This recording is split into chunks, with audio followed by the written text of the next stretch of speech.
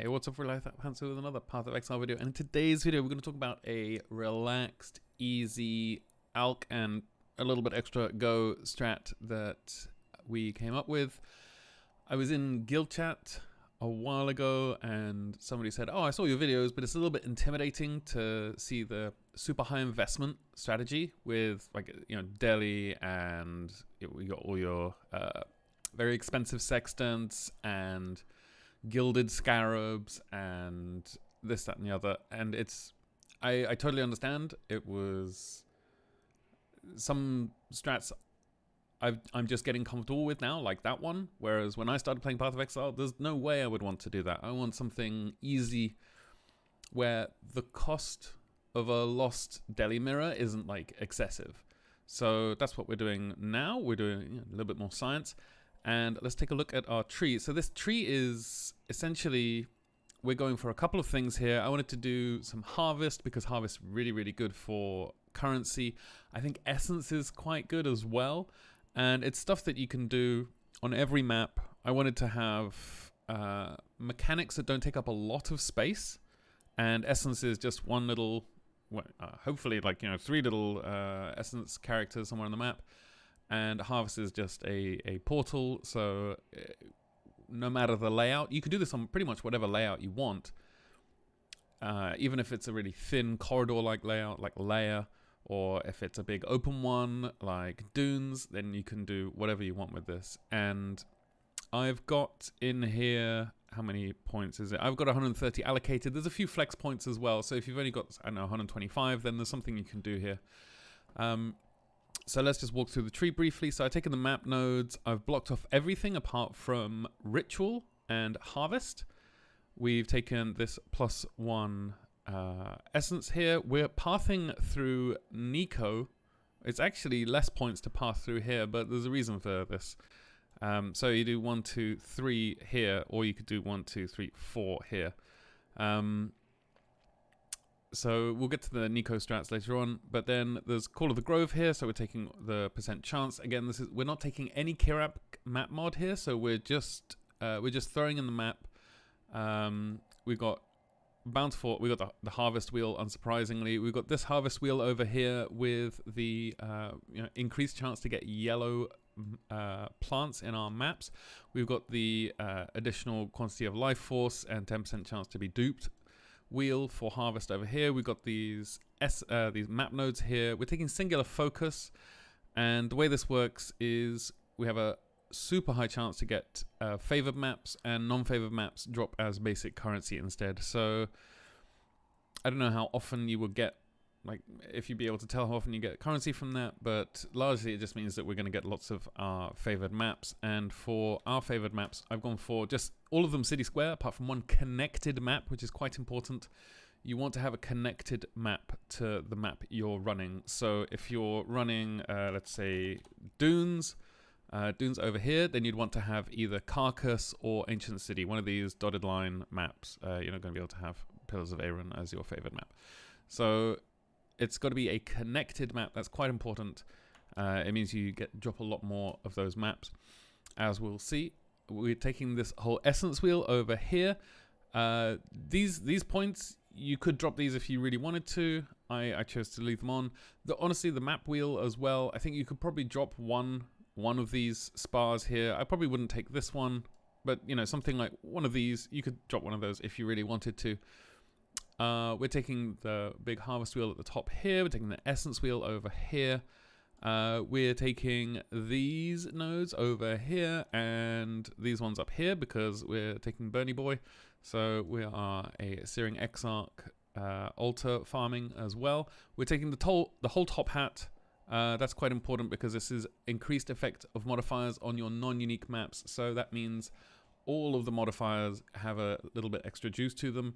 We're also taking Growing Hordes, and for this strategy, we're just because rusted scarabs are in the core drop pool now, so you just end up with tons of them. And honestly, I just want to throw them.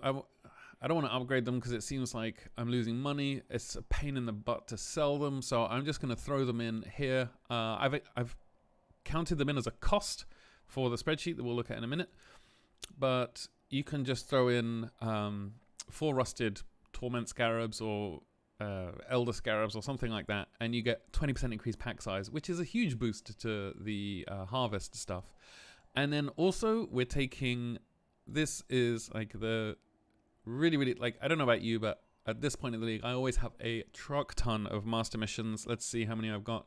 I've got 51 Einhar, 79 Alva, 51 Jun, 58 Kirak. I don't know what I'm going to do with those.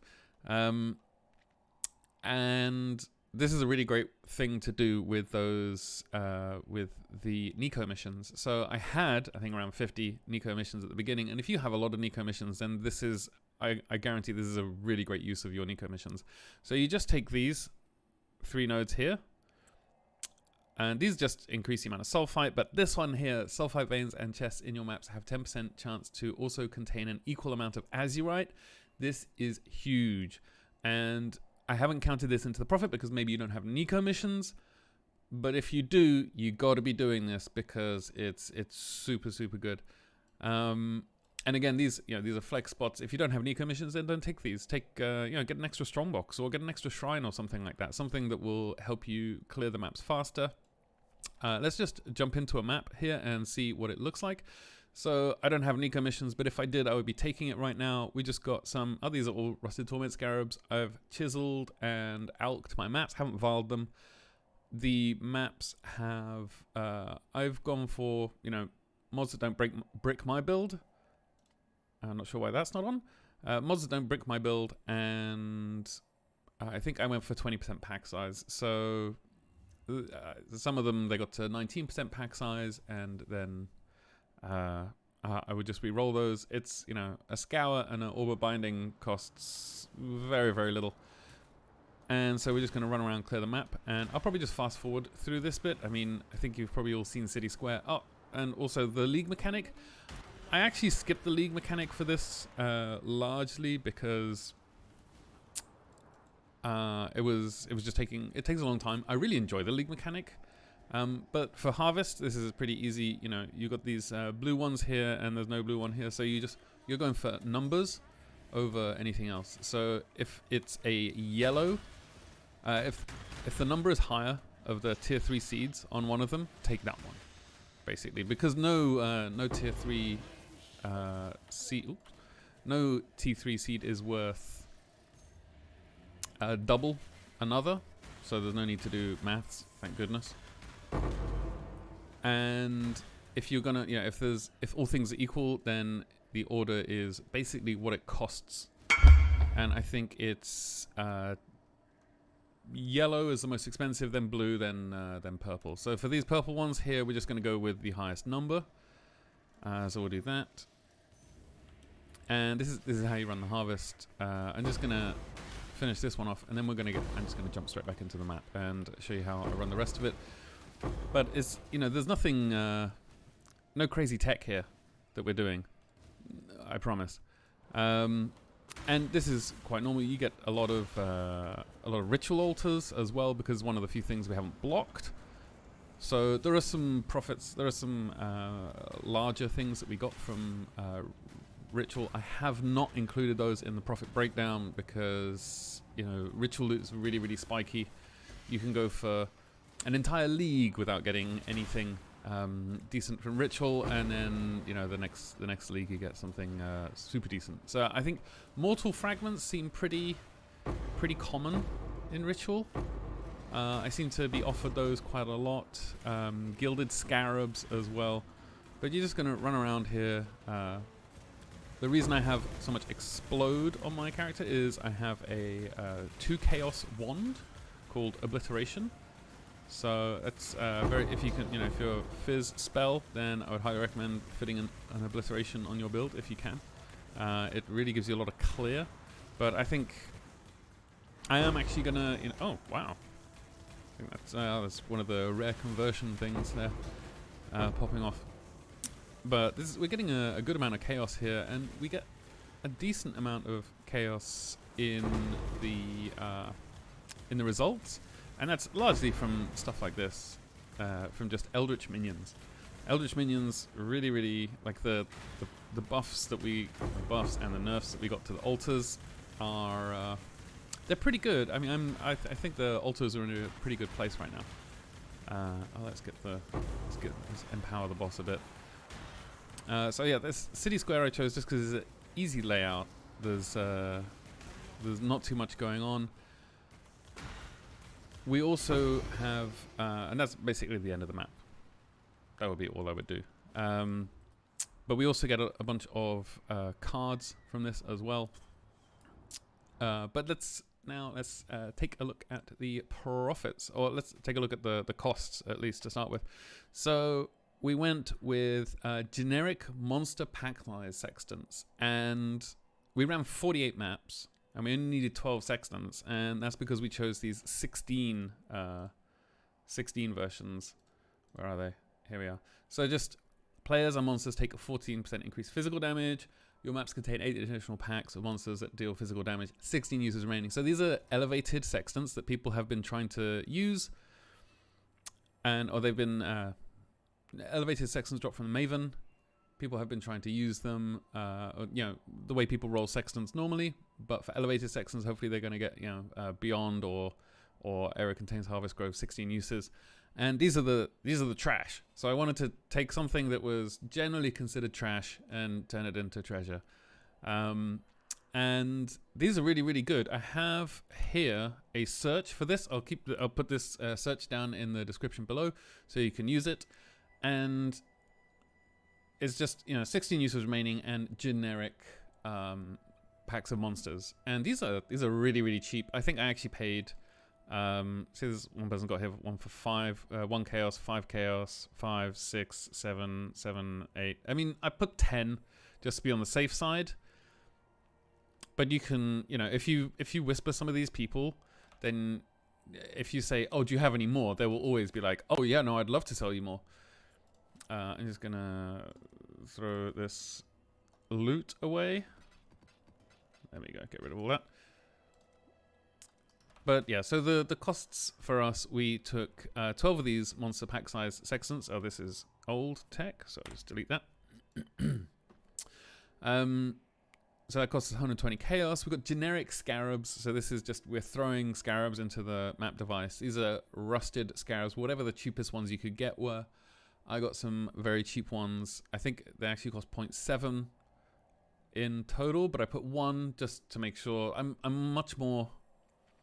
I would much prefer making the costs higher and the profits lower, like less spiky, so that you get a much better idea of the returns.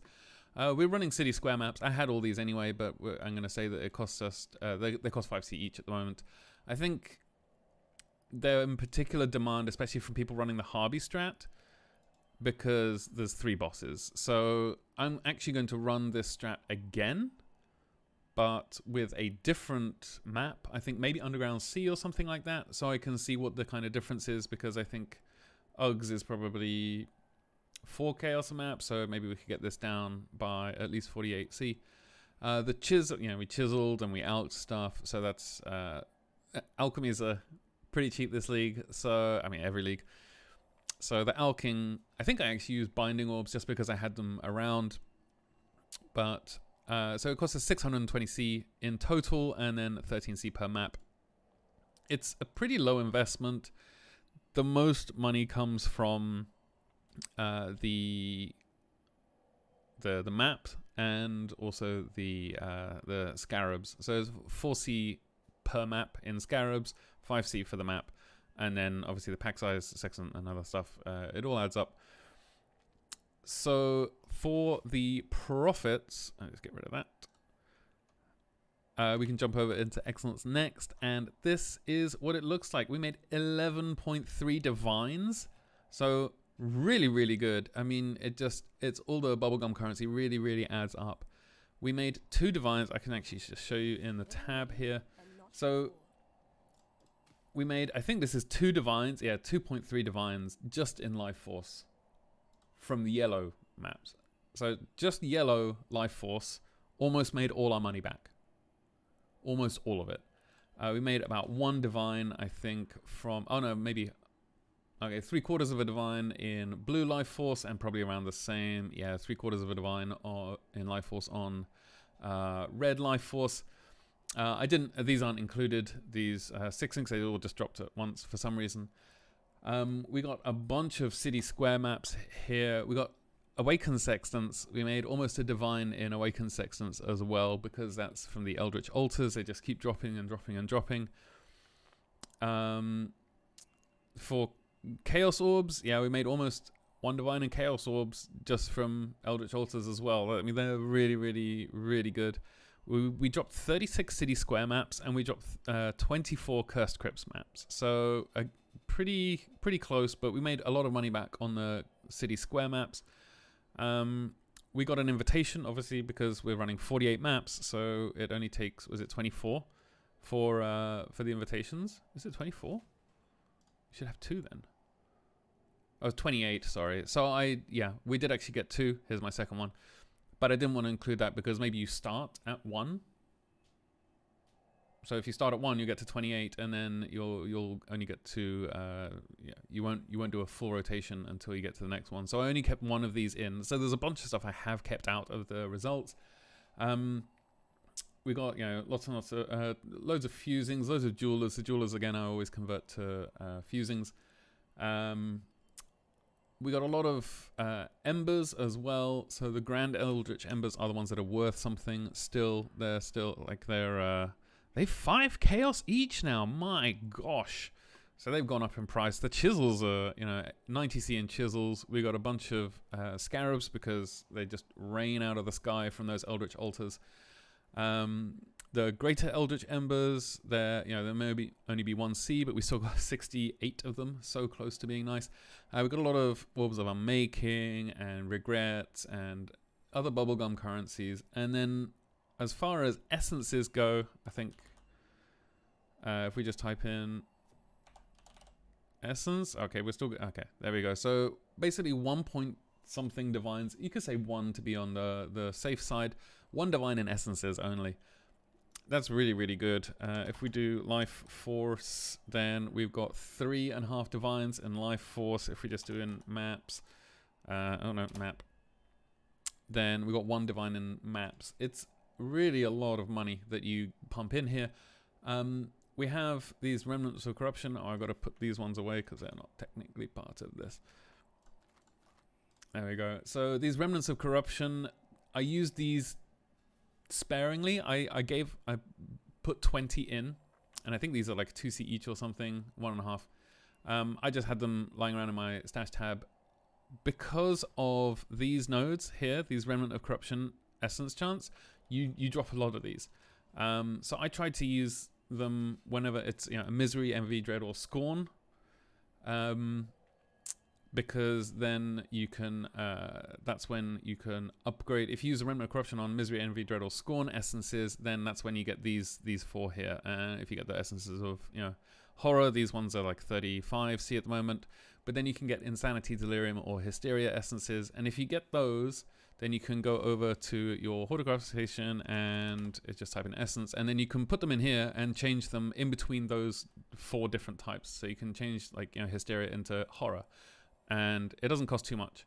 So that's a really good use of your blue life force if you don't do that already.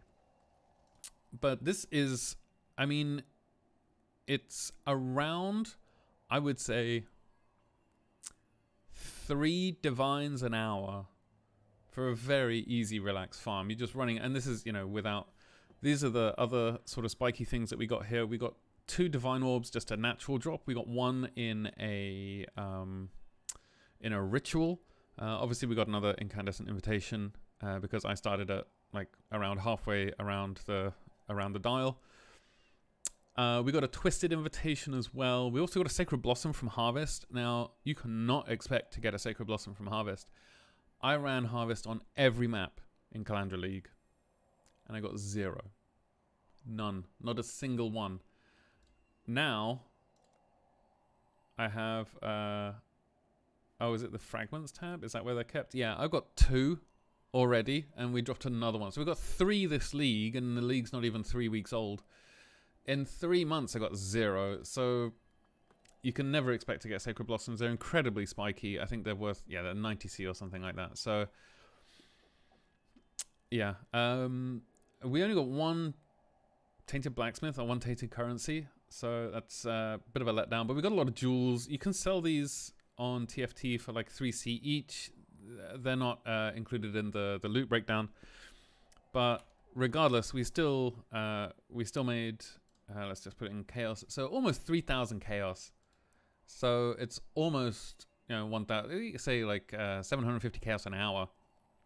Still, it's really, really good loot. And it doesn't require a huge amount of investment. 620 chaos for 48 maps is really, really low investment-wise. It's, excuse me, it's pretty close to Alcan Go as you can get. I didn't include any of the cards that we found either. These are just like, you drop quite a few of these. So these are just cartography chisels. These are just, also alteration. You get a lot of these 3 voices cards in City Square though, because it's a drop natural to City Square. And I didn't turn these in because I just don't want to turn in, I don't want to include div card drops in the breakdown. We got an Astromentis card. I think this is worth like 10C. But then let's talk about Niko. Let's talk about Niko the Bay. So if you go to Niko here and you go to visit mine encampment, now we were running all those Niko missions that we had, and the as you can see here, it says sulfite veins and chests in your maps have 10% chance to contain an equal amount of azurite. So, I mean, I had, I think, 46k. I had full sulfite the entire time. You still get the azurite even if your sulfite is full. So now, I've been basically collecting a lot of azurite as we go. So you can go over here. I've got 14k azurite, and that means I can just do this, hold down Shift and Control, and buy 47 of these. And these are worth 25C per stack. So 1, 2, 3, 4, 5. So we've got another 100 and something chaos here. You can, in fact, how much are they per divine? So if you do this over a large sample size, yeah, there's 104 per divine. So this is almost a divine, half a divine here in primitive chaotic resonators. Resonators are really expensive right now. So if you have a lot of Niko missions, you can absolutely do this. I think these ones are worth it because they're 300, whereas these ones are 5C each. So 41. You're paying 1 divine for 42, but they cost more than 3 times as much, so almost 4 times as much. So I think getting the primitive chaotic resonators is a really, really good use of this time. I haven't included this in the loot breakdown because maybe you don't have a lot of Niko missions, and that's fine. But yeah, I think this is a really, really good farm. Honestly, it's really relaxed.